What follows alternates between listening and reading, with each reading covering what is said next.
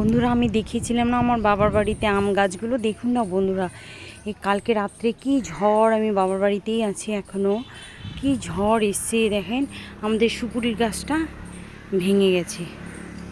গোটা সুপুরির গাছ ভেঙে গেছে। কত আম আম পড়ে আছে, অনেক আম পড়ে আছে, সব ঝরে পড়ে গেছে। দেখুন কত আম একবারে। আপনাদের সবাইকে দেখাতে চাইলাম না যে আমগুলো পাকলে পরে আপনাদেরকে দেখাবো। এই যে দেখুন, পাকার আগেই ঝরে পড়ে গেল। এই যে দেখুন তো, কেমন কষ্ট লাগে বলেন।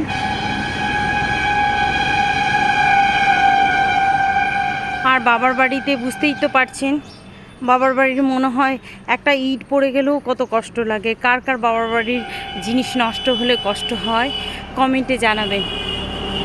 দেখুন কত নিচে, দেখুন কত আম পড়ে রয়েছে, অনেক আম পড়ে রয়েছে। দেখুন কি কষ্ট লাগে না বলুন, খুব কষ্ট লাগে। ঠিক আছে বন্ধুরা।